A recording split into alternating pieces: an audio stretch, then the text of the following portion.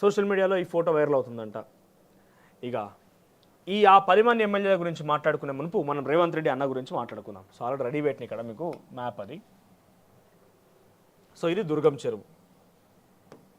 సుమారుగా 100 పైగా ఎకరాలు ఉన్నటువంటి దుర్గం చెరువు కాస్త ఇప్పుడు 80 ఎకరాలకు పరిమితమైందట. అంటే సుమారుగా అటు ఇటుగా 25 ఎకరాలు మొత్తం కూడా కొట్టుకుపోయింది. ఎట్లా పోయింది అని అంటే ఇక్కడ చూడండి, ఇదేంది అమర్ సొసైటీ, ఇది చూడండి డాక్టర్స్ కాలనీ, ఇది కట్ చేస్తే ఇది అమర్ సొసైటీ. సో ఇది Amar society, doctors colony, nectar gardens, nectars colony. So ఈ మూడు కూడా FTL బఫర్ జోన్లో ఉన్నాయంట. ఈ మూడు ప్రాంతాలు కూడా FTL బఫర్ జోన్లో ఉన్నాయట. సో రేవంత్ రెడ్డి సోదరుడి ఇల్లు ఇక్కడ అమర్ సొసైటీలో ఇక్కడ ఉంటుంది, ఫ్లాట్ నెంబర్ 53 and 54. సో మీకు చూస్తే అర్థమవుతుంది కదా ఎటువంటి భవనాలు ఉన్నాయి, ఎన్నెన్ని కాలనీలు ఉన్నాయి, ఇక్కడ ఎన్నెన్ని ఇల్లు కట్టుంటారు. ఇంకా జూమ్ అవుట్లోనే ఉంది శాటిలైట్ పిక్చర్ ఇది. మనం కొంత జూమ్ ఇన్ చేసుకుంటే కనుక ఇక్కడ ఎన్ని ఇండ్లు ఉన్నాయి, ఎంత కాస్ట్లీయెస్ట్ ఇండ్లు ఉంటాయి, దుర్గం చెరువు దగ్గర ఎంత లేక్ వ్యూతో ఎంత ఆహ్లాదకరమైనటువంటి అక్కడ ఆ వ్యూ ఉంటుంది అనేది మనకు ఇక్కడ చూస్తే అర్థమవుతుంది. సో ఇక్కడ వీళ్ళకి ఏం చేశారు, నోటీసులు జారీ చేసి FTL బఫర్ జోన్ ఉంటే F1 అంటే FTL, B అంటే బఫర్ జోను. సో F అని మార్కింగ్, B అనే మార్కింగ్, ఈ ఇండ్ల కేసెస్ వచ్చారు. సో దగ్గరగా ఉన్నది FTLలో ఉన్నది, కొంచెం దూరంగా 30 మీటర్స్ దూరం వరకు ఉన్నాయి మొత్తం కూడా బఫర్ జోన్ కిందకి అని చెప్పి ఎస్టిమేషన్ ఇస్తూ ఈ యొక్క ప్రజెంటేషన్ ఇస్తూ వచ్చారు.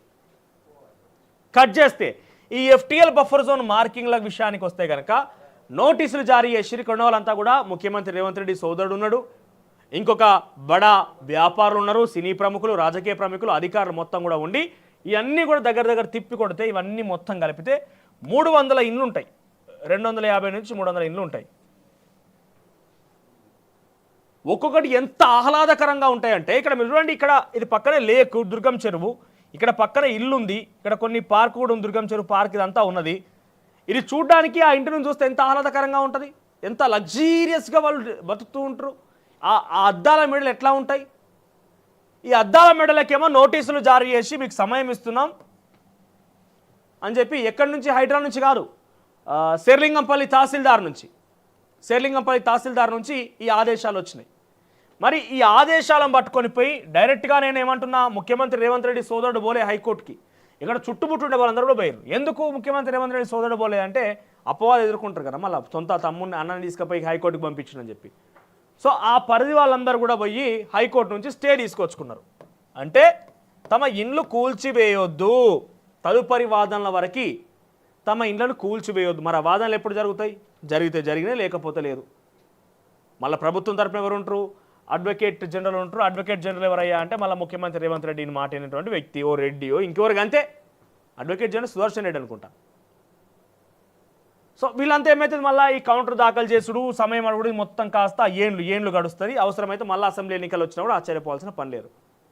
ఇది అమర్ సొసైటీకి సంబంధించిన రేవంత్ రెడ్డి సోదరుడు, నెక్టార్స్ కాలనీ, ఆ తర్వాత డాక్టర్స్ కాలనీ యొక్క పని. కమింగ్ బ్యాక్ టు మనం సున్నం చెరువు దగ్గరికి పోదాం ఒకసారి. ఇదే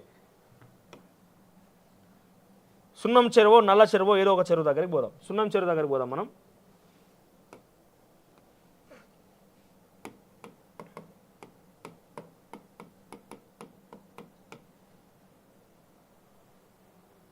ఎస్, ఇది సున్నం చెరువు. ఈ సున్నం చెరువు పరిధిలో ఇక్కడ చూడండి చిన్న చిన్న గుడారాలు ఏర్పాటు చేస్తున్నారు ఈ ప్రాంతంలో.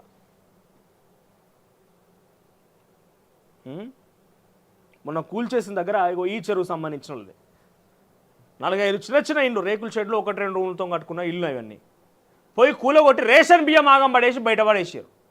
ఏ నోటీసులు లేవు, ఏ చర్యలు లేవు, ఏ యాక్షన్ లేదు, ఏ షోకాజ్ నోటీస్ లేదు, ఏ ఒక డిమాలిషింగ్ నోటీస్ లేదు, ఏం అవసరం లేదు, కూల్చేసారు. ఏం అవసరం లేదు. కానీ జయబైరి టవర్సు మురళీమోహన్కి నోటీసులు వస్తాయి. మీరు చూడండి, జయబైరి టవర్స్కి నోటీసులు వస్తాయి, వాసవికి నోటీసులు వస్తాయి, అమర్ సొసైటీ నెక్టార్ కాలనీస్కి నోటీసులు వస్తాయి.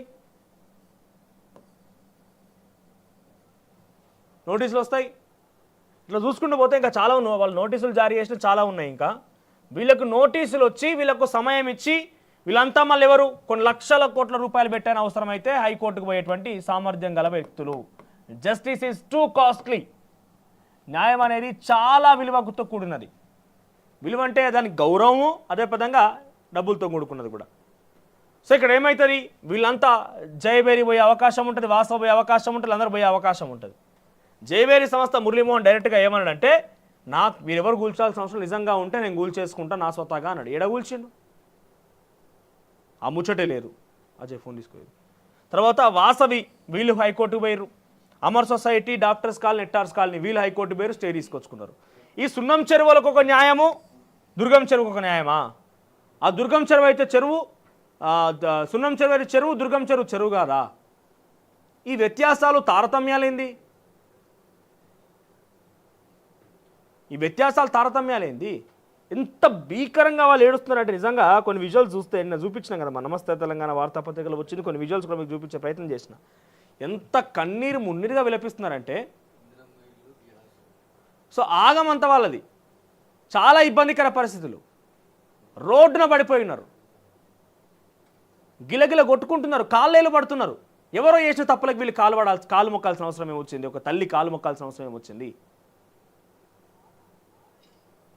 సో హైడ్రా గురించి మేము అడిగేది ఏంటంటే, ఒకటే, మీరు కూలుస్తారా, కొట్టుకుంటూ పోతారా, ఇంకేమైనా చేస్తారా, పోతారా, మీ ప్రతాపం ఎవరో చూపించాలి తెలుసా? ఇటువంటి వాళ్ళ మీద ప్రతాపం చూపించాలి. ఒకసారి కోమటికొండ చెరువు చూపిస్తాం మీకు. వాసవి కన్స్ట్రక్షన్స్ అని చెప్పి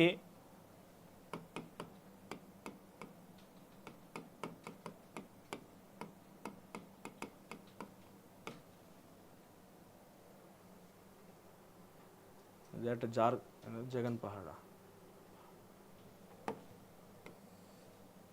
ఇదేనా కోమటికొండ చెరువు?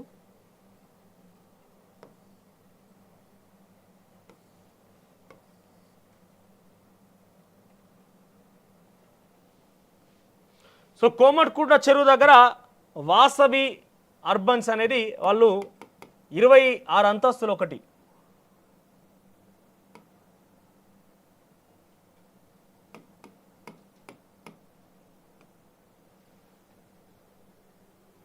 ఎస్, ఎక్కడిది? ఇదేనా?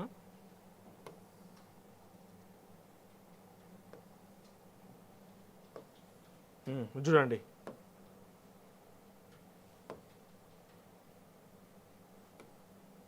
ఇదిగో ఇదంతా కోమటికుంట చెరువు. దాని చెరువు ఎంత అయిపోయింది? ఇంత అయిపోయింది సైజు.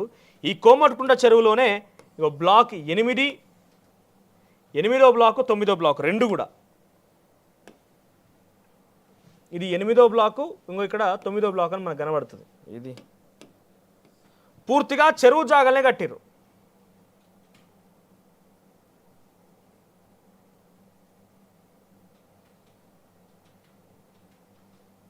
ఇక్కడ చూడండి, ఇగో ఇది కోమటికుంట చెరువు, 8వ బ్లాకు, 9వ బ్లాకు, ఒక్కొక్కటి 26 అంతస్తులది. మరి 26 అంతస్తుల ఈ బిల్డింగు ప్రజాసేవ చేయడానికా, సామాన్య జనానికి చేయడానికా, లేకపోతే అమ్మిన తర్వాత డబ్బులు వస్తే సామాన్య జనానికి ఖర్చు పెడతారా? ఎందుకు ఇవి? ప్రజాసేవ చేయడానికి ఏమన్నా చారిటీ ఉందా, ట్రస్ట్ ఉందా? ఏమన్నా ప్రజాసేవలకి, బీద వాళ్ళకి, అనాథ పిల్లలకి వాళ్ళకి ఏమన్నా సేవలు చేసేటియా? కాదు కదా, కమర్షియల్ కాంప్లెక్స్లే కదా. మరి వీళ్ళకి నోటీసులు జారీ చేసి స్టే తీసుకొచ్చుకునే అవకాశం ఎందుకు కల్పించారు? ఎందుకంటే వాళ్ళు మళ్ళా రాజకీయంగా వాళ్ళ ఈ ప్రయోగం చేసి, డబ్బు ప్రయోగం చేసి నిలుపుకునే ప్రయత్నం చేస్తారు. కాబట్టి వీళ్ళకేమో నోటీసులు జారీ చేసి వెయిటింగ్ లిస్ట్లో ఉన్నాయి. ఇంకా వీటికి సంగతి అంత చూడలే. ఇంకా అంటే వీళ్ళకో న్యాయమా? మీకు అర్థం చేసుకోవాలి ఇక్కడ న్యాయం ఎన్ని రకాలుగా ఉన్నదనేది. జయబేరికి ఒక న్యాయం ఉన్నది, వాసవికి ఒక న్యాయం ఉన్నది, అమర్ సొసైటీకి ఒక న్యాయం ఉన్నది. కానీ సున్నం చెరువు బాధితులకు న్యాయం లేకపోయా. నిన్న పటేల్ కూడా దగ్గర వాళ్ళు విలవిల కొట్టుకొని గుండెలు బాదుకొని ఏమో అయిపోద్ది అనుకున్నాను, బాధితులు లేకపోయా. నేను ఎక్కడ జరిగింది? ఇంకో దగ్గర పటేల్ కూడా దగ్గరనే విల్లా దగ్గర 25 విల్లాలు ఏదో కూల్చేసారు కదా. ఒక పెద్ద ఆయన మాట్లాడుతున్నాడు, 4-5 ఏళ్ళు కష్టపడి అప్పు సప్పు చేసి 70 లక్షల రూపాయలు అప్పు తీసుకొచ్చి, నేనైనా ఏం లేకుండా పొట్ట చేతిలో పట్టుకొని బయటకు వచ్చినా, ఉద్యోగం చేసుకున్నా, సంపాదించుకున్నా, నా కొడుకుల పరిస్థితి అట్లా కావద్దని చెప్పి 70 లక్షలు పెట్టి ఇల్లు కట్టిందంట ఆయన అప్పు సప్పు తీసుకొచ్చి. మరి 70 లక్షలు అప్పు తీసుకొచ్చైనా బాగా రిచ్చా అని అంటే, ఇవాళ రేపు హైదరాబాద్ అంతే ఉన్నది వాల్యూ. ఓ కుటీరం ఏర్పాటు చేసుకోవాలన్నప్పుడు ఈఎంఐలో లేకపోతే ఇంకా పద్ధతులు అప్పు సప్పు తీసుకొచ్చుకొని ఇల్లు కొనుక్కున్నారనుకోండి, గృహప్రవేశం చేసి 3 రోజులు అయిందంట.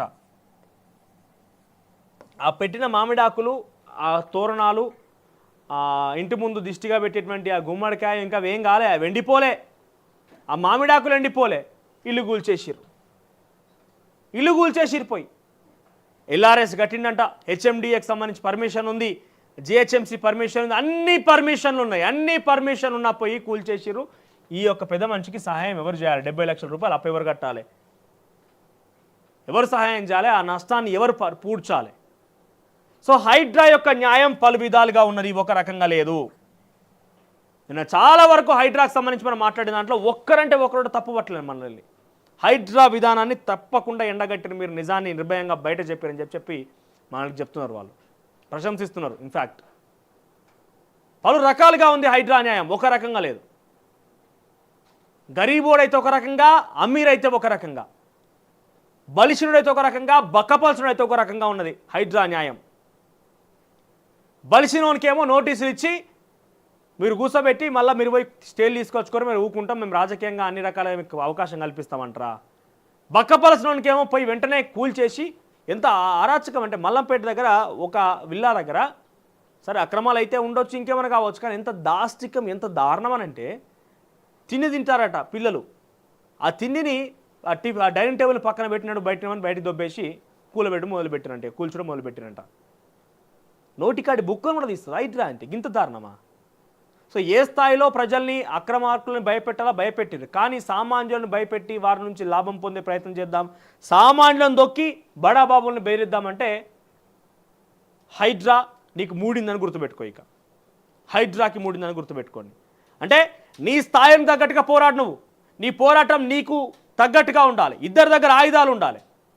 నువ్వు వాంతం పోరాడితే నువ్వు సశస్త్రమైనటువంటి ఒక మగాడివని ఒక సత్తా ఉంటుంది ఎవరికైనా కూడా.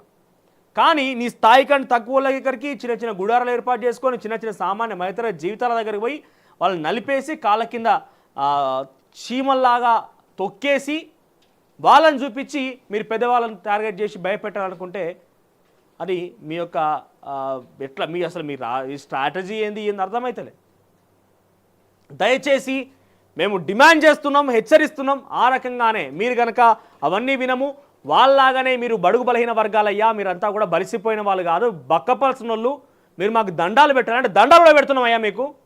ఏది పడుతుంది ఆగం పంచాయత్ చేసి తెలంగాణ ప్రజానికాన్ని, సామాన్య మధ్య జీవితాలని ఛిద్రం చేయకండి హైడ్రా పేరు మీద.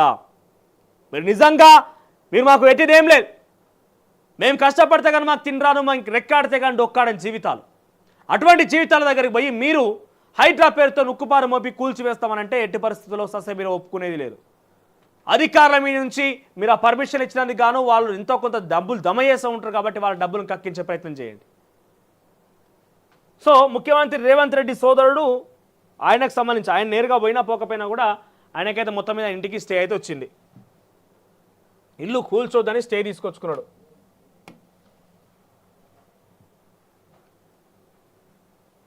హైదరాబాద్ నగరంలో ఆక్రమణలపైన దూసుకెళ్తున్న బుల్డోజర్ హడలెత్తిస్తున్నాయి, అక్రమార్కుల గుండెల్లో గుబులు పుట్టిస్తున్నాయి. చెరువులు, కుంటలు, ప్రభుత్వ భూముల్లో అడ్డగోలుగా అక్రమ నిర్మాణాలు చేపట్టిన వారు సామాన్యులైనా, సెలబ్రిటీలైనా, రాజకీయ నాయకులైనా, బడాబాబులైనా ఎవరైనా సరే నిర్దాక్షిణీయంగా కట్టడాలను నిలమట్టం చేస్తూ ముందుకెళ్తోంది హైడ్రా. నగరం పలువైపులా హైడ్రా బుల్డోజర్లు వాటి పని అవి చేసుకుంటున్నాయి. అయితే హైడ్రా కూల్చివేతలను ఆపేయాలంటూ కొందరు తమ నిర్మాణాలను కూల్చకుండా స్టే విధించాలంటూ మరికొందరు హైకోర్టు ఆశ్రయిస్తున్న విషయం తెలిసిందే. ఈ క్రమంలోనే దుర్గం చెరువు ఎఫ్టీఎల్ బఫర్ జోన్లో అక్రమంగా నిర్మించిన పలు కట్టడాలను హైడ్రా నోటీసులు జారీ చేయగా అక్కడి నివాసితులు హైకోర్టును ఆశ్రయించారు. ఈ క్రమంలో హైకోర్టు ధర్మాసనం కీలక ఆదేశాలు జారీ చేసింది. దుర్గం చెరువు ఎఫ్టీఎల్ పరిధిలో కూల్చివేతలపై హైకోర్టు స్టే విధించింది. దీంతో సీఎం రేవంత్ రెడ్డి సోదరుడు తిరుపతి రెడ్డికి కూడా ఊరట లభించినట్టయింది. 2014లో జారీ చేసిన ప్రిలిమినరీ నోటిఫికేషన్పై దుర్గం చెరువు నివాసితులు అభ్యంతరాలు వ్యక్తం చేస్తూ హైకోర్టును ఆశ్రయించారు. తమ అభ్యంతరాలను లేక్ ప్రొటెక్షన్ కమిటీ పరిగణలోకి తీసుకోవాలని కోరారు. ఈ క్రమంలో అక్టోబర్ 4న లేక్ ప్రొటెక్షన్ కమిటీ ముందు దుర్గం చెరువు నిర్వాసితులు హాజరు కావాలని హైకోర్టు ఆదేశించింది. అభ్యంతరాలు పరిగణలోకి తీసుకొని అక్టోబర్ 4న నుంచి 6 వారాల్లోపు ఫైనల్ నోటిఫికేషన్ జారీ చేయాలని లేక్ ప్రొటెక్షన్ కమిటీ హైకోర్టును ఆదేశాలు జారీ చేసింది. గతంలో తిరుపతి రెడ్డి హైడ్రా నోటీసులు, అయితే మాదాపూర్ అమర్ కోఆపరేటివ్ సొసైటీలో సీఎం రేవంత్ రెడ్డి సోదరుడు తిరుపతి రెడ్డి ఇంటికి హైడ్రా అధికారులు నోటీసులు ఇచ్చారు. తిరుపతి రెడ్డి ఇల్లుతో పాటు కార్యాలయం కూడా దుర్గంచేరి ఎఫ్టీఎల్ పరిధిలో ఉన్నట్టుగా అధికారులు నోటీసులు పేర్కొన్నారు. ఎఫ్టీఎల్ పరిధిలో నిర్మించిన ఆ కట్టడాలను స్వచ్ఛందంగా తొలగించాలని స్పష్టం చేశారు రెవెన్యూ అధికారులు. 30 రోజుల గడువు కూడా ఇవ్వడం గమనార్హం. ఈ నోటీసులపై స్పందించిన తిరుపతి రెడ్డి తాను ఉంటున్న ఇల్లు ఎఫ్టీఎల్ పరిధిలో ఉంటే హైడ్రా ఎలాంటి చర్యలు తీసుకున్నా తనకు అభ్యంతరం లేదని తెలిపారు. కాగా ఇప్పుడు హైకోర్టు స్టే విధించడంలో తిరుపతి రెడ్డికి భారీ ఊరట లభించినట్టయింది. సో స్వచ్ఛందంగా మేము రేవంత్ రెడ్డి అన్న తిరుపతి రెడ్డి అన్న వీళ్ళెవరు కూడా మాకు గెట్ల పంచాయతీలు లేవు, తెలంగాణ ప్రజానికంతో నీ విభేదాలు లేవు, మాలాంటి క్వశ్చన్ చేసేవారు కానీ లేకపోతే జర్నలిస్టులు కానీ విభేదాలు అస్సలు అంతకు మించి లేవు. మీరు ఆదర్శంగా నిలవాలి, మీ ప్రభుత్వం పట్ల గౌరవం పెరగాలి, మీకు ఏదైనా ఇంకా మీపైన ప్రజలకు నమ్మకం కలగాలన్నా లేదంటే మీరు స్వచ్ఛందంగా నిజాయితీగానే ముందుకు పోతున్నారు హైడ్రా పేరిట అనుకోవాలన్నా కూడా స్టే ఇచ్చింది కదా. ఈ స్టే మీకు అవసరం లేదు కదా. గతంలోనే తిరుపతి రెడ్డి ఏం చెప్పారంటే ఆయన నేను కూల్ చేసుకుంటా, అవసరమైతే నాకు కొంత సమయం ఇవ్వండి, సామాగ్రి బయట పెట్టుకుంటా అన్నారు కదా. స్వచ్ఛందంగా ఇప్పుడు కూడా మీరే ముందుకు పోయి మీరు ఇనిషియేట్ తీసుకొని మీ నిర్మాణాన్ని కూల్చివేసుకోండి. మీకు ఇంకో చోట ఉండే అవకాశం ఉంటుంది, కానీ ప్రభుత్వం మీద నమ్మకం పెరుగుతుంది. ఈ యొక్క విషయం వల్ల యావత్ ప్రభుత్వానికే మంచి పేరు వస్తుంది. ముఖ్యమంత్రి రేవంత్ రెడ్డికి ఎనలేని కీర్తి ప్రతిష్టలు పొందుతారు ఆయన. ఎందుకు అనంటే మీ అన్నకేమో ఒక న్యాయం, ఇంకో న్యాయం అని క్వశ్చన్ నేను చేసినట్టుగా చాలామంది చేసే అవకాశం ఉంది. కాబట్టి అది క్వశ్చన్ చేయకూడదు, ఆ ప్రశ్న లేవనెత్తకూడదు అన్నప్పుడు స్వచ్ఛందంగా మీరే ముందుకు వచ్చి ఆ నిర్మాణాన్ని కూల్చివేసుకోండి. దమ్ముంటే చేయండి, తప్పేమున్నది. మీరు నలుగురికి ఆదర్శం అవుతారు. చూద్దాం మరి మన యొక్క ఈ మాటని ఎంత మేర వాళ్ళు అమలుపరుస్తారనేది చూద్దాం. ఏటికా ఈ మెయిన్ పేపర్ హెడ్లైన్స్గా ఉన్న వార్తలు దాదాపుగా